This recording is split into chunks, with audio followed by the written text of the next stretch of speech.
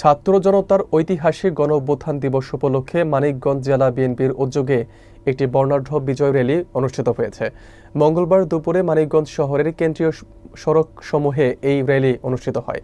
বিস্তারিত থাকছে মোবারক হোসেনের তথ্যচিত্রে। র্যালিতে নেতৃত্ব দেন জেলা বিএনপির আহ্বায়ক সাবেক মন্ত্রী ও আধুনিক মানিকগঞ্জের রূপকার মরহুম হারুনুর রশিদ মুন্নুর কন্যা আফরোজা খানম রিতা। র্যালিতে জেলা বিএনপি, ছাত্রদল, যুবদল, কৃষক দল, স্বেচ্ছাসেবক দল, মহিলা দল সহ অঙ্গ ও সহযোগী সংগঠনের শত শত নেতাকর্মীর ব্যানার, ফেস্টুন ও প্রতিবাদী স্লোগানে রাজপথ মুখর করে তোলে।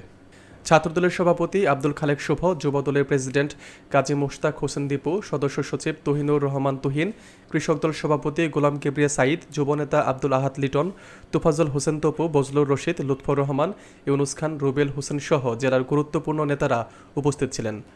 র্যালি শেষে এক সংক্ষিপ্ত বক্তব্যে আফরোজা খানম রিতা বলেন, 5 আগস্টের গণ-অভ্যুত্থান অন্যায়ের বিরুদ্ধে ছাত্র জনতার বিজয়ের প্রতীক। সেই চেতনায় আমরা আন্দোলন চালিয়ে যাব। জনগণের অধিকার প্রতিষ্ঠা না হওয়া পর্যন্ত রাজপথ ছাড়ব না।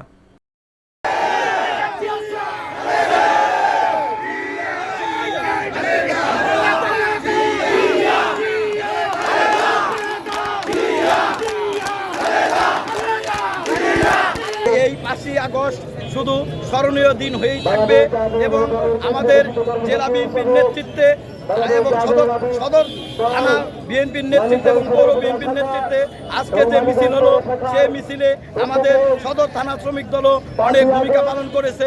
আমরা এই দেশকে আবার পুনরুদ্ধার করেছি। সেই পুনরুদ্ধারে আজকে 1 বছর পার হয়ে গিয়েছে।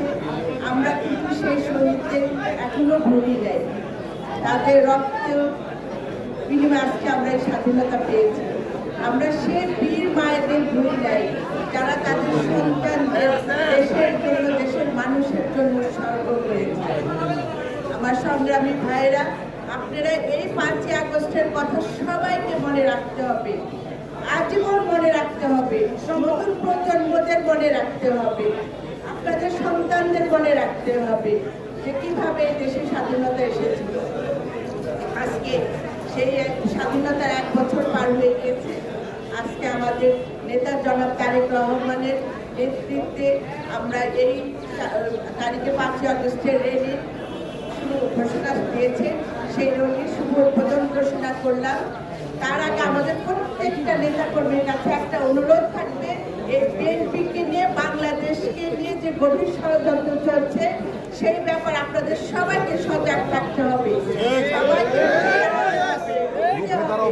কারণ অনেকের কাছে ঈর্ষার কারণ হয়ে গিয়েছে। ষড়যন্ত্র হয়নি শেষ, বাংলাদেশ ষড়যন্ত্র হয়নি শেষ, সাইদু আসিম মুগ্ধ, শেষ হয়নি যুদ্ধ, শেষ হয়নি যুদ্ধ, সাইদু আসিম মুগ্ধ।